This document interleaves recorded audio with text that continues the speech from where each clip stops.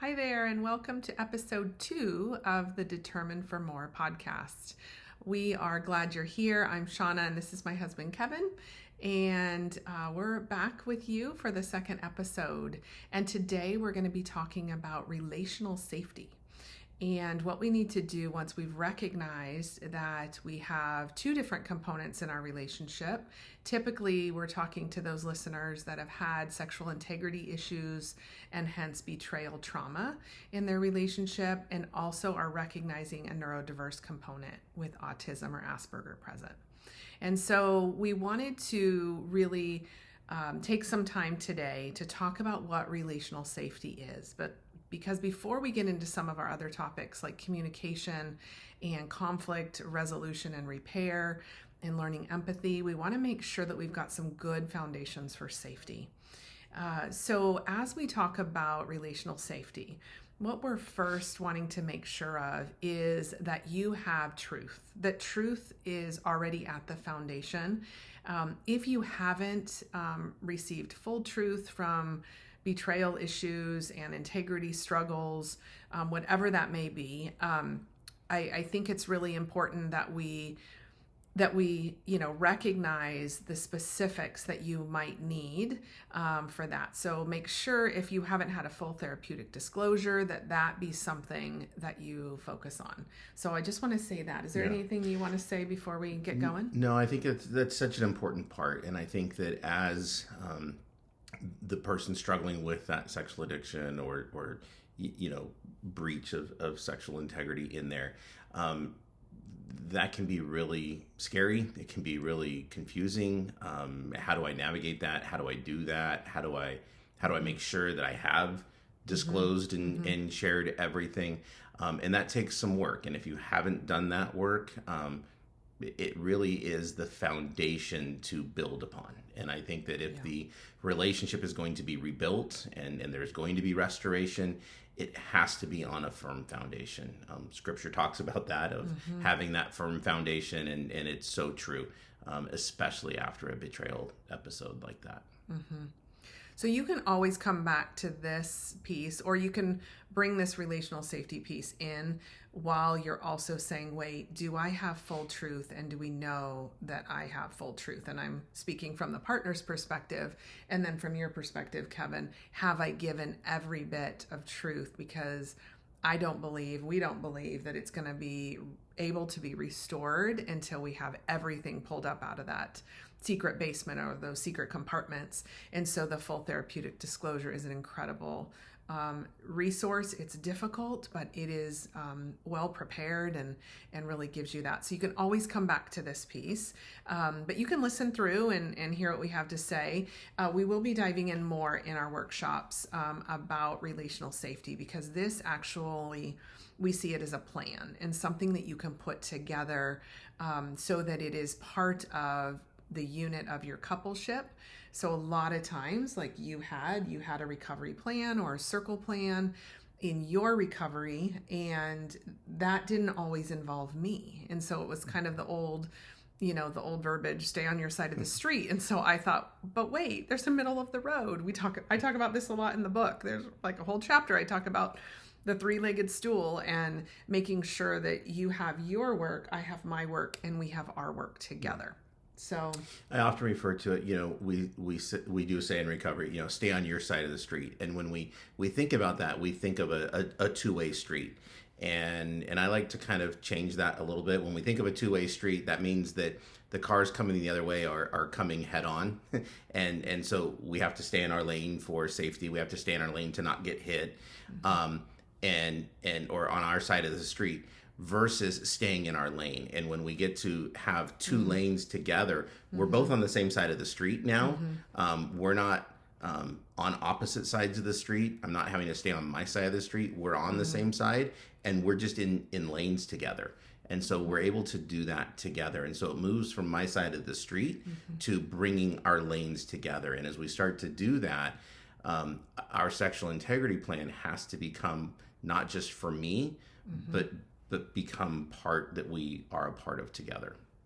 Yeah, I'm glad you mentioned like the two lanes going together. And I want to expand on that a little bit, because a lot of times when there's been deceptive behavior or something kept in secret for, from me, and you've kept it in secret, when it comes to restoring that, I like to use even the analogy of you might be moving in a lot of the lanes to help us move forward. And I might be in, let's say it's a 8-lane highway, 4 lanes. We do have that here in Arizona. So we have those big highways. But you might be working on 3 lanes of our relationship for a while. And I'm just working on my 1 lane, but we're still headed in the same direction. Right. So I think that's what's really important. And when we talk about this in a neurodiverse lens, sometimes that can feel unequal, or there's a car in front of the other, right? Yeah. So we're not driving at the same speed, and one might be in front of the other at one time, and so it may not feel equal or fair sometimes. So I know sometimes you'd say, well, you do your work, and we'd get in spinning out arguments around that. And I think what's important as we talk about this today is to recognize that we are going to be asking and encouraging the person that has caused those big ruptures in the relationship. We're going to be asking you to do a little bit more in the relational safety work. Yeah. And even though you might be doing your own individual work to stay sober or to stay relationally healthy for yourself, we're talking about the coupleship here, and we're talking about what the coupleship might need. So it might feel a little bit like you got 3 lanes, I got 1 lane. But I do want to know that, for my own safety, that we're going in the same direction. Yeah, I love that. Yeah. I think as we dive into a little bit in the workshops, talking about the different parts, you want to share some of the different parts of the relational safety plan and what that looks like? Yeah. I'm glad to do that. And this is something that I'm a certified professional coach. I work with a lot of partners that have been impacted by sexual betrayal. And a lot of times I would find that the guys who had struggled were doing their own great work, but they didn't know how to help her. They didn't know, they might have had their own maintenance plan or that sort of thing, but it wasn't combining with something relationally. So this kind of evolved a few years ago, and we, continue to refine it. Kevin's now had a voice in it and sharing what he sees with guys. And so one thing that is going to be really important is we break it up into 2 kind of categories. This relational safety plan. One is the sexual integrity issues, so the sexual breaches that have happened. And the other is breaches of trust that are non-sexual in nature. So we're going to have, right? We're going to share some of that because there's a lot of things in addition to that. So you might hear this, well, I'm not acting out anymore, in quotes, or I'm not looking at porn anymore, or I'm not talking to her anymore, or I'm not scrolling on that social media platform anymore. So what else do you want? And then there's non-sexual integrity things that need to be considered. So do you want to start with the sexual integrity breaches that we're seeing? And, we'll just kind of high level it for now. Yeah, perfect.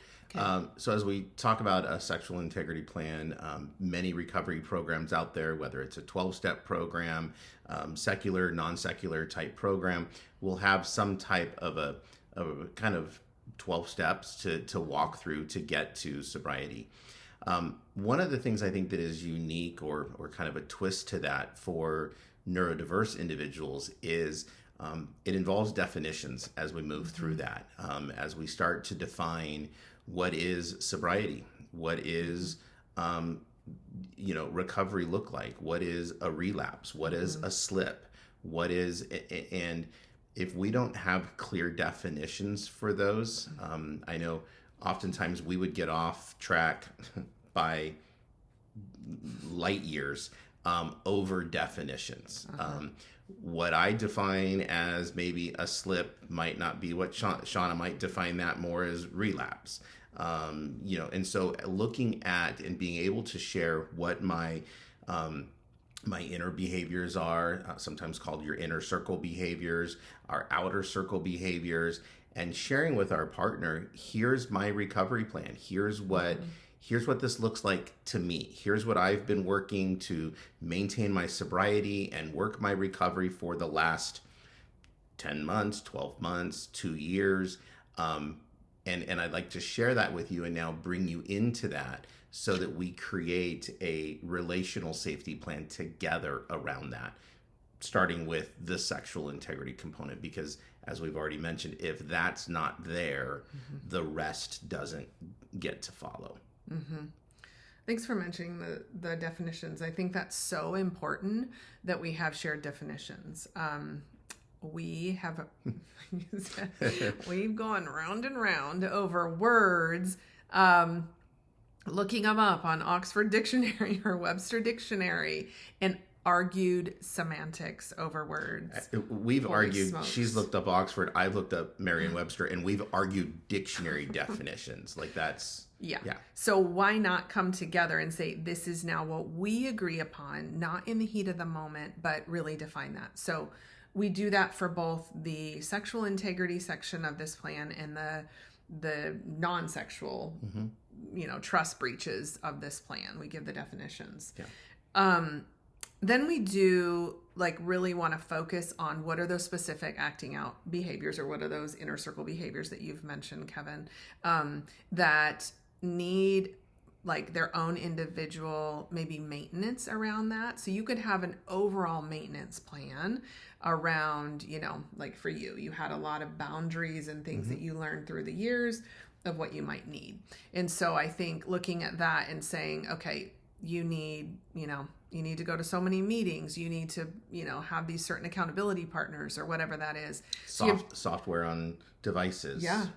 Yeah. So you had a general maintenance, and then what this plan shows is you have specific maintenance things for a specific behavior, because not everybody in recovery is going to need the same measures to prevent that behavior from happening. So you've got kind of the maintenance or the before anything should happen. And then should that behavior happen, then you've got two parts that are basically for you. So what do you need for you immediately to create stability for yourself if you've acted in that way that is, not congruent with your values? And then what do you need for the relationship? Yeah. So that part is the biggest, I think, piece. And that is. So with this group, maybe we'll just use an example of that, such as viewing pornography, right?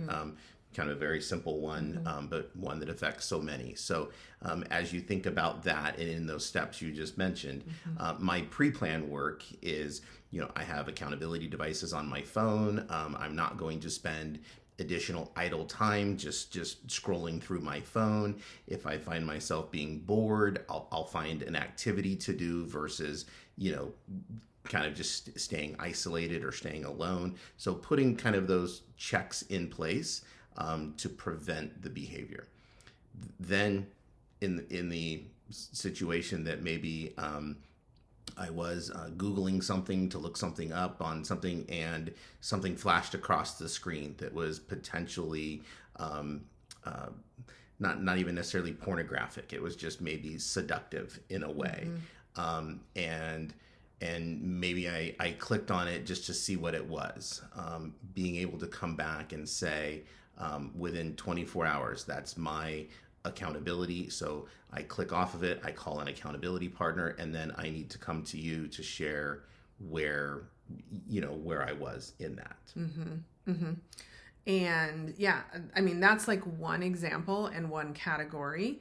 Another one I'm thinking of in our story, and we talk about this a lot, is Kevin struggled to feel appreciated and loved and cared for, and that's what created the infidelity in our relationship, but some of the maintenance around not driving in a car with another female. And we never had plans. So we went round and round and round on what is this? So that wasn't a full relapse in his book. But to me, that was very slippery slope. That was a very slippery slope. Yeah. That was a very, what I would call slip behavior, but we never fully defined it. And if we would have had this early on, I think it would have helped us so much. So what are you going to do, on that work trip when someone needs a ride to the airport? What is your plan? So you know that ahead of time. Yeah. And then should you do that and take, even if it's not anything inappropriate that happened, but you still were one-on-one in a car and violated that boundary I had, then what do you need to do for yourself how quickly do you need to tell me? Putting time bounds around that, I think, Yeah. was what helped us in the relational safety. Yeah. Now, this is just created so that you have something to work with. I also think so, because this is at the intersection of neurodiversity and sexual integrity issues. I think from a neurodiversity standpoint, I initially could look at the safety plan and be like, oh, this is really rigid. This is you're trying to lock me in. You're trying to put a framework around me. You're just limiting me. Yeah, that is part. That's the intent of it's a safety plan. But in addition to that, we'll talk about much later in other episodes around this lack of theory of mind, of not understanding consequences to things. I don't need to understand the consequence of having a female in the car. That's already a boundary. There's a line there, and so it for me was a way of empowering me to create my own safety in blind spots, the mind blindness that I didn't see. And so it was really important to view this safety plan not as a punishment document, but really as an empowering document that clears things up for the neurodiverse person and takes that confusion out. Yeah, I'm glad you said that. Taking that confusion out, that is the main purpose here, and it is to empower you as a couple. Yeah. And I think it made you feel better when 100%. you could be like, oh, we have a plan, and if I do violate it, then I can look at it and say, oh yeah, I feel bad about that. I did blow past that, but I'm not going to sit and argue about and cause another rupture in the relationship. So that's what would sometimes happen. So do you want us to talk about part 2? I can share, you can share about part 2 and the, just those either breaches of trust or the destructive behaviors that would come sometimes on the heels of something that was maybe sexual integrity related, maybe not. Maybe it was a lie or omission of information that I deserve to know. So do you want to talk about that for a minute? Yeah, and I would say to that point, just as the first part, the sexual integrity, is so important, I almost feel on the neurodiverse relationship side that the second part, the non-sexual integrity, is almost more important. If I was to say one was more the other. And the reason I would say that is oftentimes the actions on the sexual integrity side are pretty black and white. I can pretty well see that. Most of them. Most I would say most of that. Slippery slope stuff. Yeah, emotional affairs get a little, different. Scrolling or fantasizing or objectifying. Yeah. Those get a little more gray, and that's where couples can get into trouble. But I would say a lot are a little bit more black and white. Yeah. So. But on the non-sexual integrity side of the plan, much, if not all of that, is around concepts. It's around emotions. It's around feelings. It's around connection. That, as a neurodiverse, that is a number one struggle for me. Again, one of our upcoming podcasts is around empathy and lack of theory of mind, and that ties directly into some components that are in the non-sexual integrity part of the plan. But lying is a perfect one, or omission, half truth telling, not going as far as deceit, but just oh shoot, I didn't share that with you, that omission part.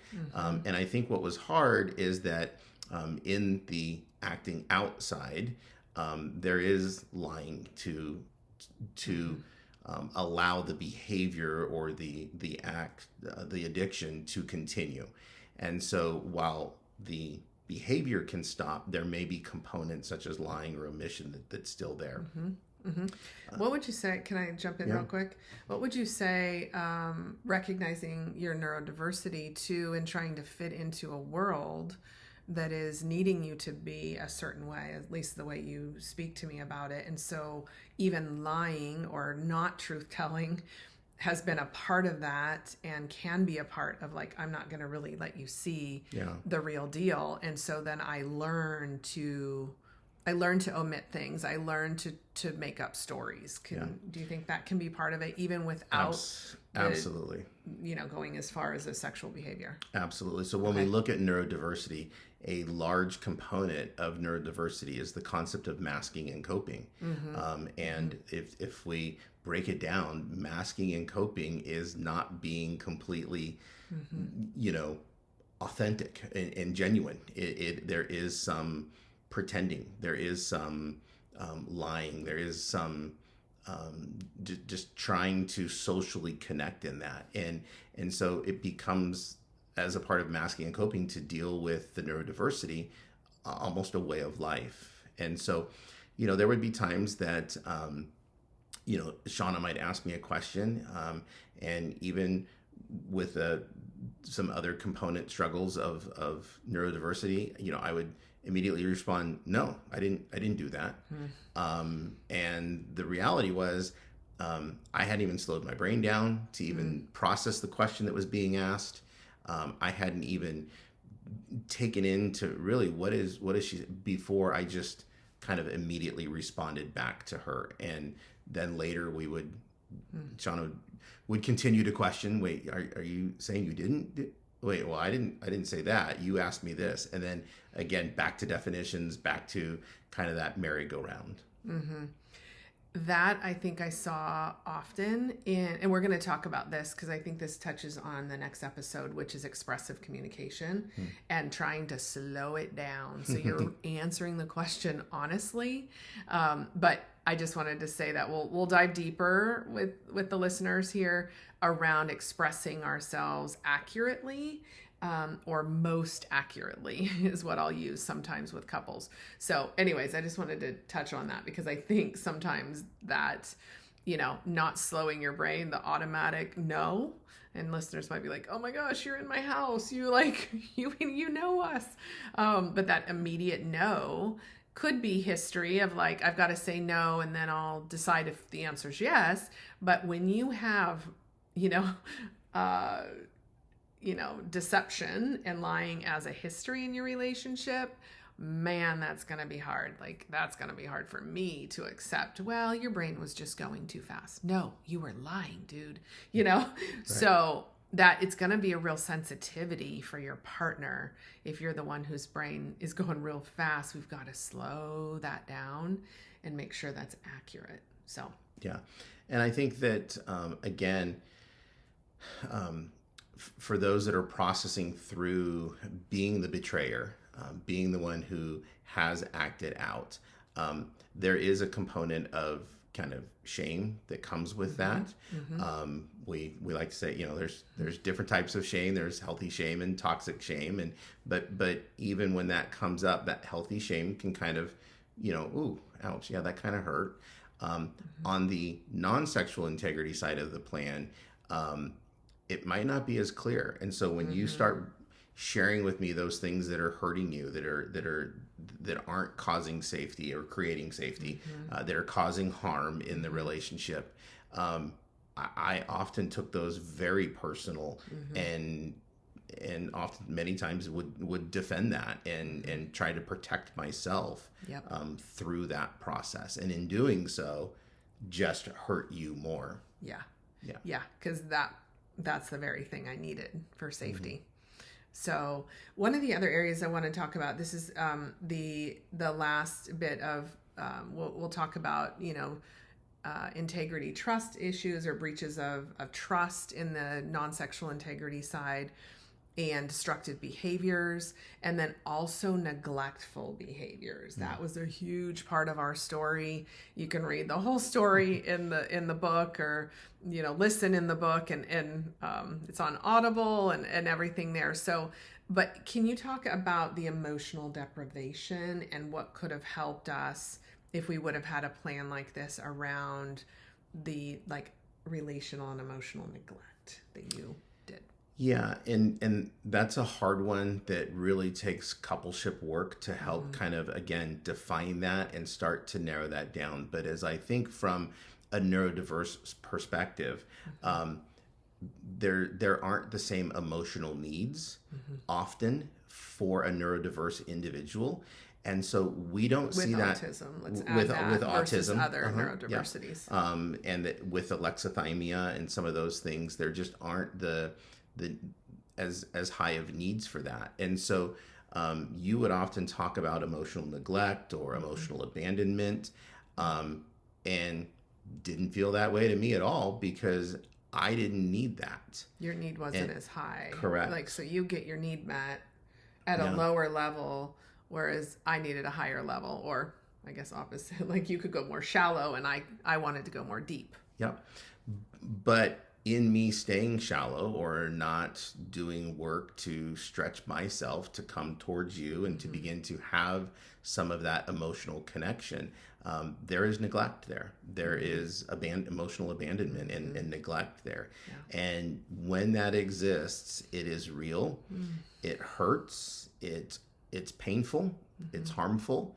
And that in and of itself does not lead to safety or create safety. Yeah. Even as you're talking about it, I can feel it. I can feel just that history of that.